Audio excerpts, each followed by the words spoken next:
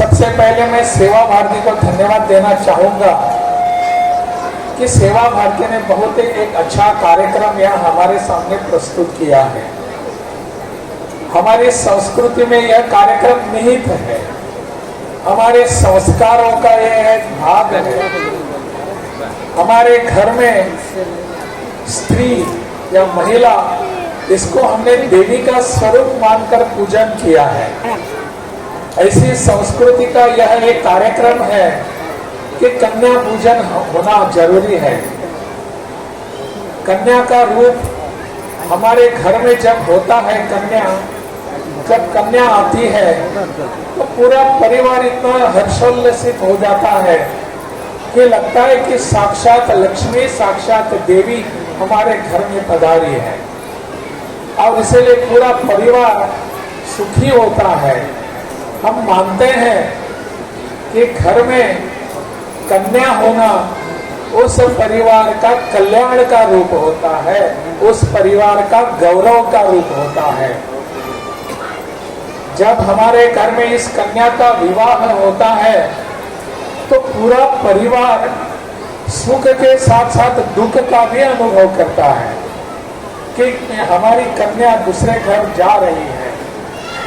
और संस्कृति में हमारे कहा गया है कि पिता जो होते हैं वो पिता तब तक परिपूर्ण नहीं होते जब तक वो कन्यादान नहीं करते। इतना बड़ा हमारे यहाँ कन्या का स्वरूप हमारे घर में हम देखने को हमको मिलता है। आज परिस्थिति क्या है, इस कन्या को हमको संरक्षण देने की आज आवश्यकता क्यों पड़ रही है, इस कन्या के बारे में हमको अलग सा विचार करने की जरूरत क्यों आ पड़ी है, इस पर पूरे समाज को विचार करने की आवश्यकता है। आचार्य सुदर्शन महाराज जी हम सबको बता रहे थे कि शिक्षा देना हमारे सब कन्या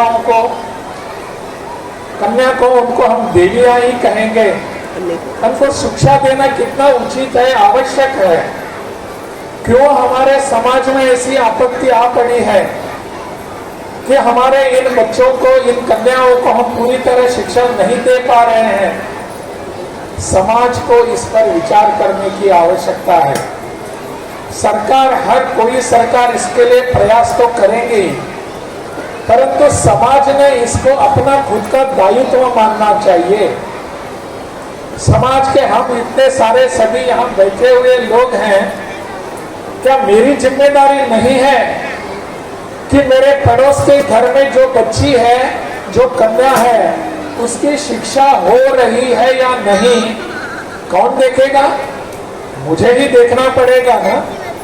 अगर हर परिवार ऐसा दायित्व लेता है तो हमारी कन्याएं, हमारी बच्चियां अशिक्षित कैसे रह जाएंगी?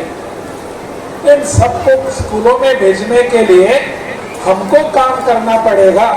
उन बच्चों को पढ़ाने के लिए मेरा कुछ न कुछ काम करना होगा। यह भाव जब तक मेरे मन में आता नहीं, तब तक समाज की अवस्था ऐसी ही रहेगी। मुझे लगता है प्रधानमंत्री जी का, माननीय प्रधानमंत्री जी का उल्लेख किया सुदर्शन महाराज जी ने, बिल्कुल सही कहा उन्होंने। प्रधानमंत्री जी पूरे देश भर के सभी बच्चियों को पढ़ना चाहते हैं, उनको बढ़ाना चाहते हैं, पढ़ाना चाहते हैं। इसीलिए बेटी बचाओ, बेटी पढ़ाओ, बेटी बढ़ाओ ऐसा कार्यक्रम उन्होंने हाथ में लिया।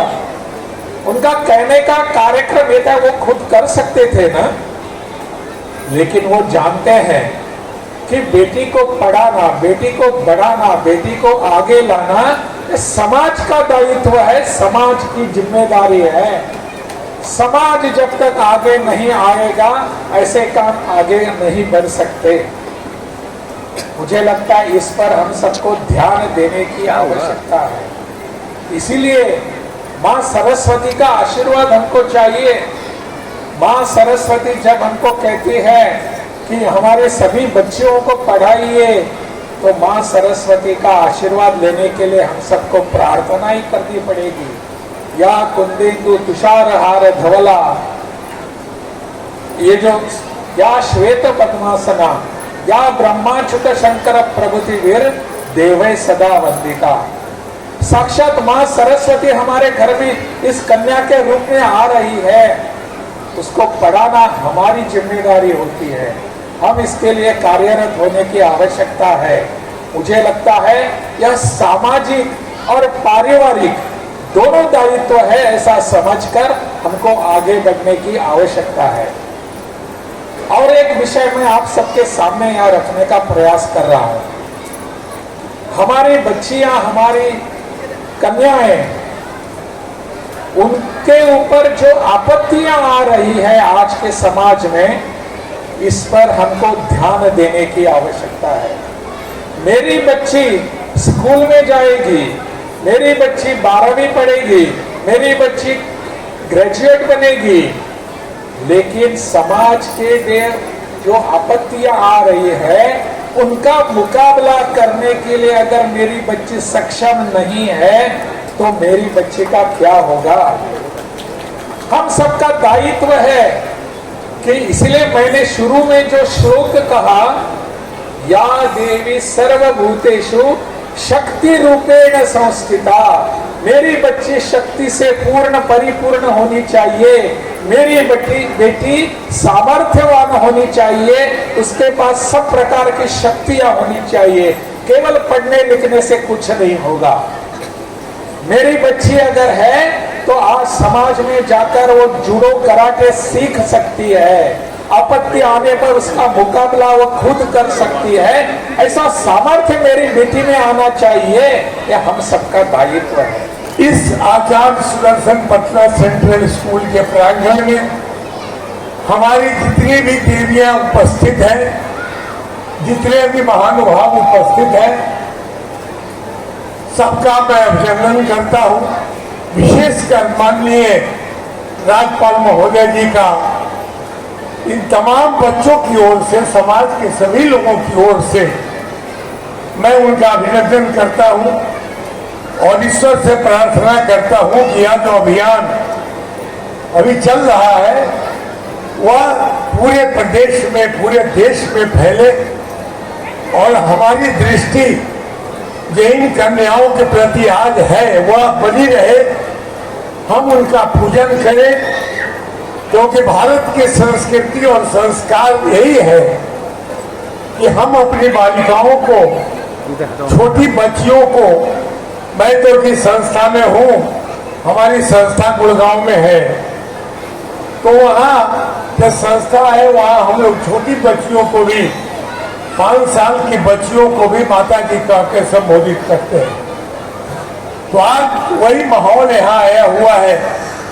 तो मैं पुनः एक बार आप तमाम लोगों का अभिनंदन करते हुए एक ही निवेदन करूंगा कि माननीय राज्यपाल महोदय जी, आप शिक्षा के शिखर पुरुष हैं, वहाँ शिक्षा के शिखर पर है और ये बच्चियां हमारी बड़ी ही छोटी छोटी बच्चियां हैं, ये बड़ी इनकी नजरें देख रही है कि समाज के लोग हमारे लिए क्या कर रहे हैं। मैं पिछले 25 वर्षों से श्रम में झुग्गी झोपड़ियों में जाकर गरीब बच्चों को पढ़ाता रहा हूँ और मेरा सौभाग्य है कि माननीय प्रधानमंत्री जी ने लिखित रूप में इस आंदोलन को आशीर्वाद दिया। हम उसके लिए माननीय प्रधानमंत्री जी के प्रति भी हृदय से आभारी हैं। लेकिन एक बात जरूर चाहते हैं माननीय राज्यपाल महोदय जी, आप शिक्षा के शिखर पुरुष हैं, मैं जरूर चाहता हूं कि हमारी बच्चियों के लिए, बच्चों के लिए, इन छोटे छोटे जो बच्चे, इनकी हम जरूर पूजा करें, लेकिन साथ में इनकी पढ़ाई की भी उचित व्यवस्था हो।